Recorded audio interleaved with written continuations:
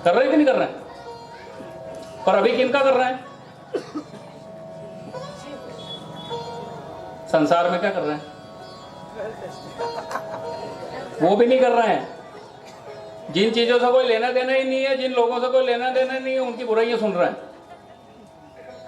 उसके बाद में उसको श्रवण किया, अब उसको मनन कर रहे हैं, अंदर घुमा रहे हैं उसको। फिर तीसरा मिला तो उसको इधर तेरे को बात बताऊं, तेरे को बैठ, उसको कीर्तन कर दिया, अपनी तरफ से 4-5 और अच्छे जोड़ा उसने, ठीक है। अब अगला भी वो कहेगा हाँ मजा आ गया, वो श्रवण करेगा, वो रात भर सोचेगा अरे ऐसा हुआ, वो उसने कहा कि नहीं इतने में मजा नहीं आएगा। थोड़ा इसमें 2-4 सींग पूंछ और लगाते हैं अपनी तरफ से, थोड़ा मसाला और तेज करो, वो और थोड़ा मसाला तेज करेगा मनन करके, फिर वो तीसरे को पकड़ा, इधर आ, किसी को कहना मत, बैठ। ये सबसे बढ़िया काम, किसी खबर को जल्दी से जल्दी फैलानी हो तो लोगों को कह देना कहना मत किसी को, तेरे को बता रहा हूं अपना वाला समझ के, उसके भी 2-4 अपने वाले तो होंगे, जवाब आ जाता है, वो सबको बताएगा और सबसे कहेगा किसी को कहना मत। और आपको मजा जब आएगा जब 20-25 दिन बाद आपकी फैलाई हुई आपके पास आएगी अच्छी बढ़िया रेसिपी बन के, उसमें इतना मसाला डल चुका होगा कि आप सोचोगे कि मैंने तो खाली आलू भेजा था, इन्होंने पराठा बना दिया।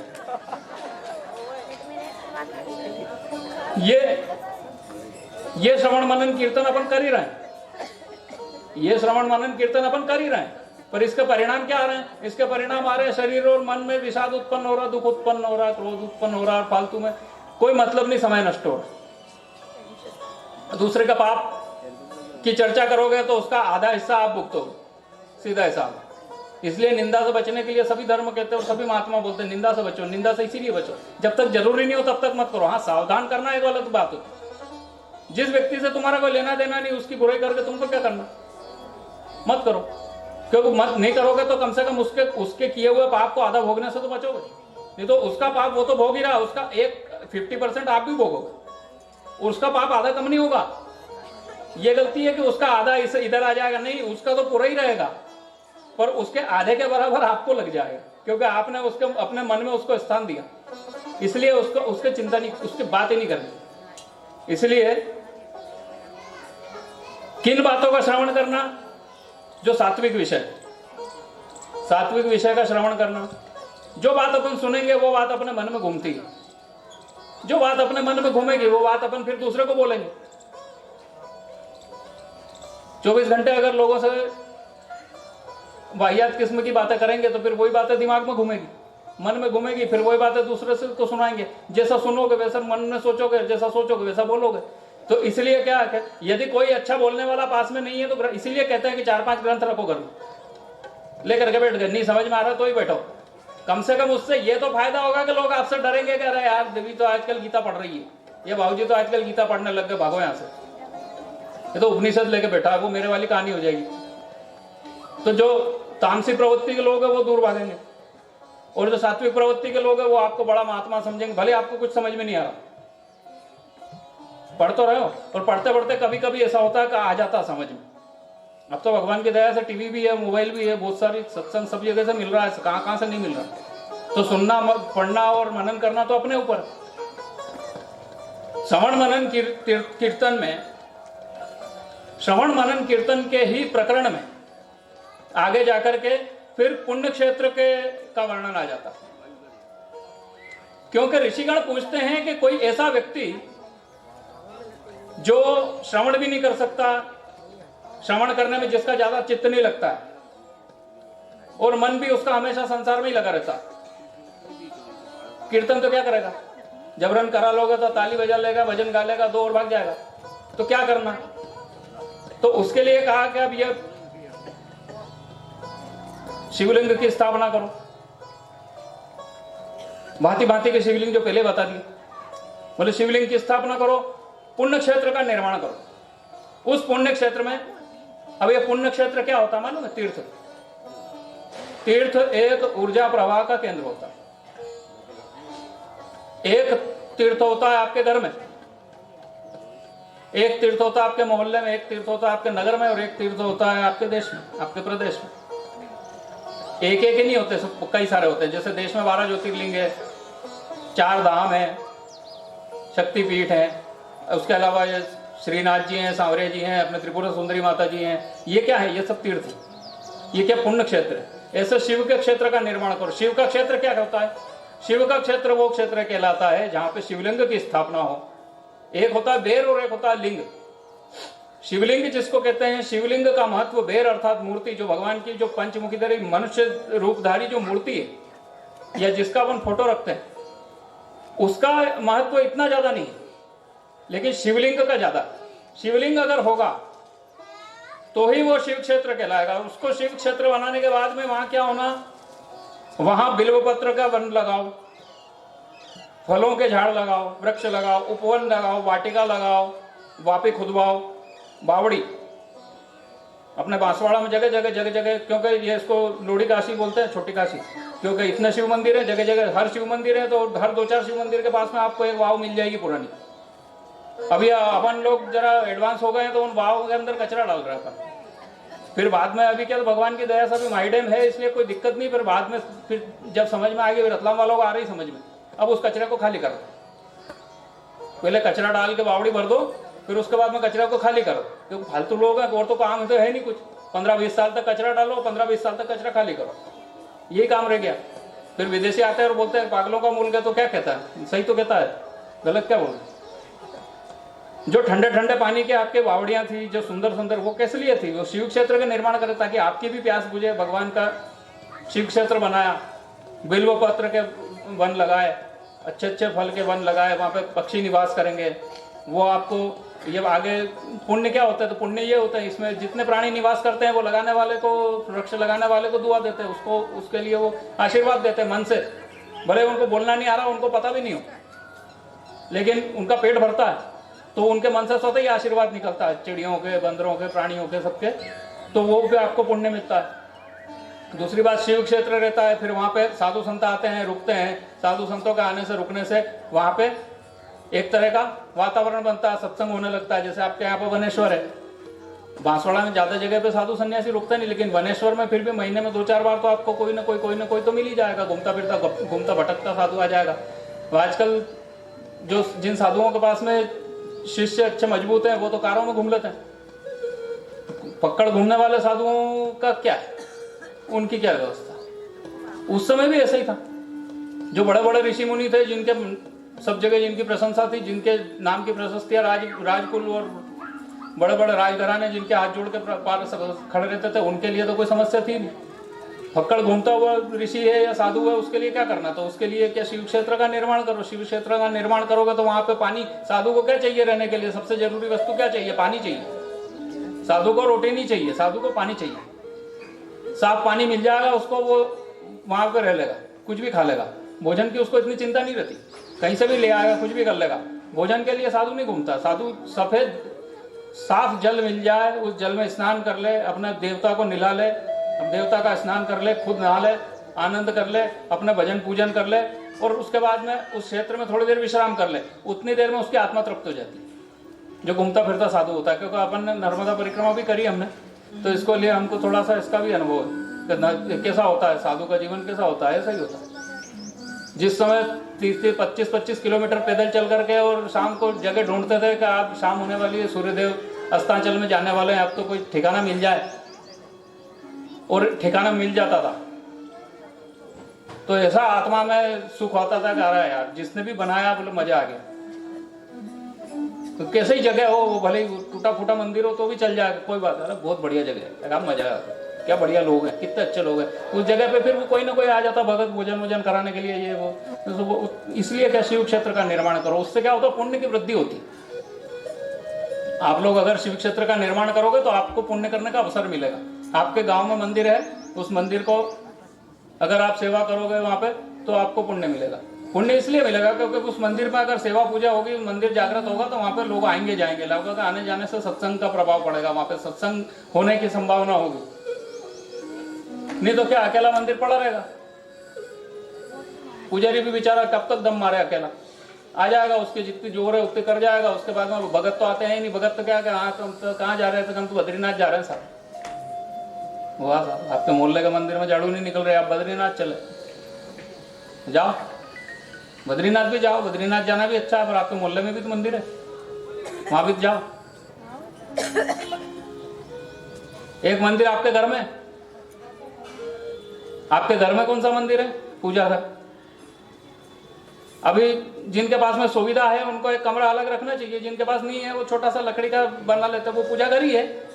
पर एक बात किसी ने कही, बहुत महात्मा ज्ञानी महात्मा था, उसने कही थी कि किसी व्यक्ति का व्यक्तित्व अगर देखना है, उसके अंदर क्या चल रहा है, उस आदमी में कितना दम है, उस व्यक्ति को अंदर से अगर पहचानना है तो उसका ड्राइंग रूम मत देखना, क्योंकि ड्राइंग रूम तो सभी अच्छा सजा के रखेंगे बढ़िया, क्योंकि वहां तो तुमको बिठाना है, वहां तो तुमको वो बताना है जो वो बताना चाह रहा है। अगर आदमी की सही पहचान करना है तो एक तो उसका बेडरूम देखना, एक उसका किचन देखना, एक उसका पूजा घर देखना, और एक उसका टॉयलेट देखना।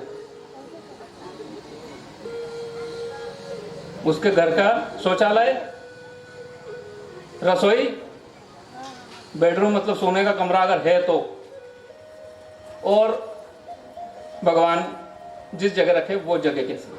उससे उस व्यक्ति की मनस्थिति पता चलेगी कि इस व्यक्ति की मनस्थिति क्या है, ये वाकई में ये व्यक्ति जो बता रहा है वो है कि कुछ और है। मैं मजबूरी की बात नहीं कर रहा हूं, जिनके पास मकान ही छोटा है उनकी बात नहीं कर रहा हूं, जहां सुविधा है वहां की बात कर रहा हूं।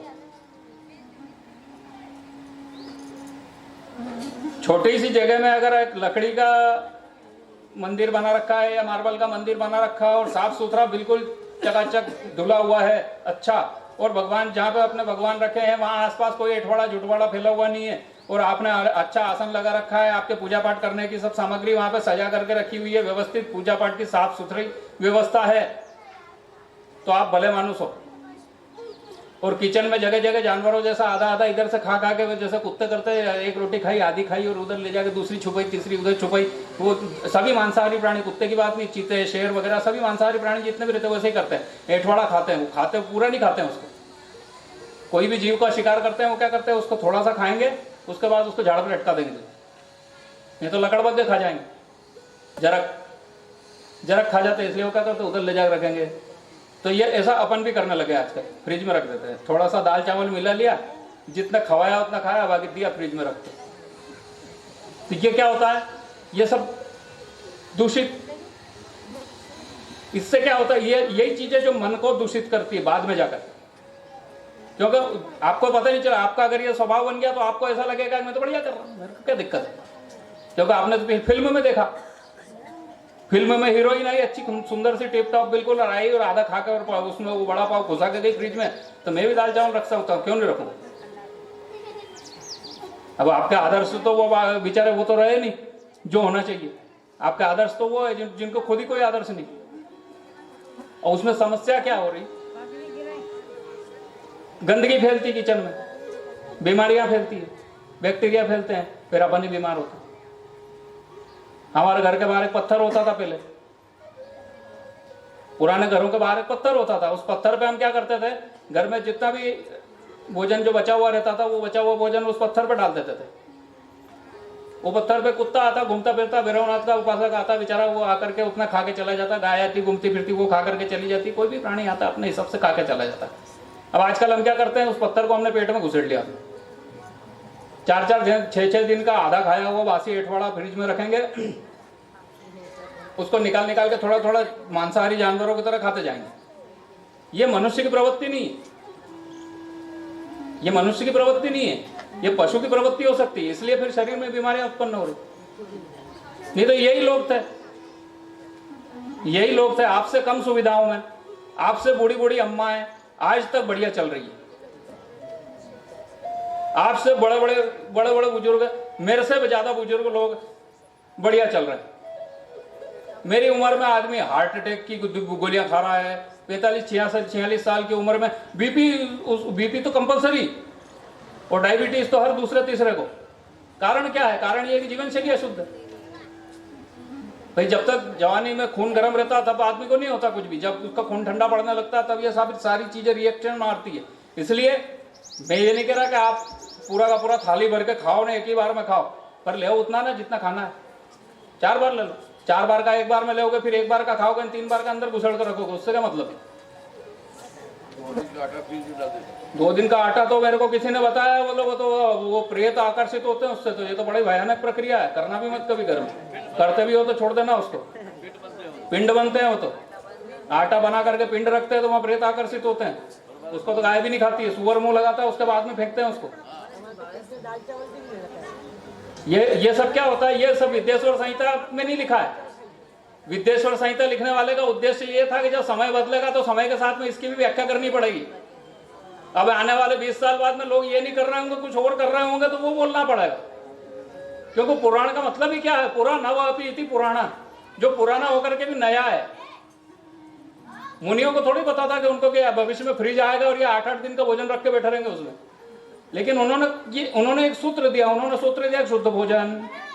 बस शुद्ध भोजन करो। शुद्ध भोजन मतलब आप खुद समझो शुद्ध भोजन क्या होता है। शुद्ध भोजन मतलब जो एक प्रहर से ज्यादा भोजन बना हुआ नहीं हो।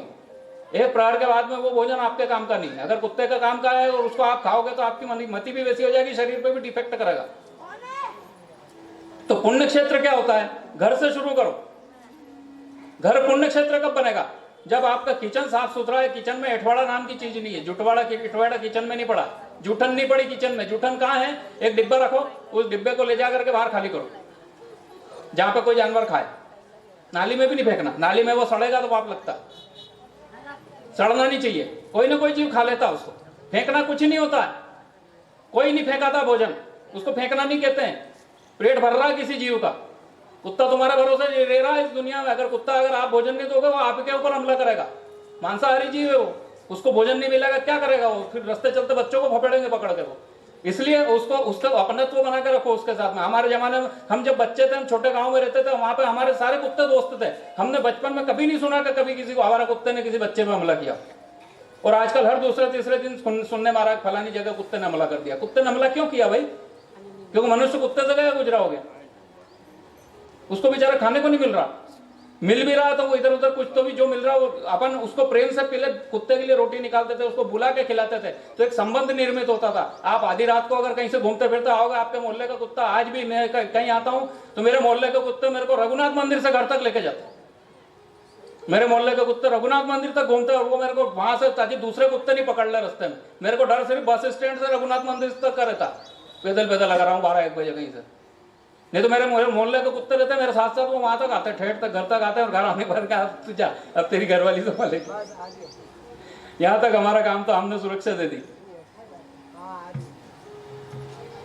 तो ये क्या होता है, ये पुण्य क्षेत्र होता है।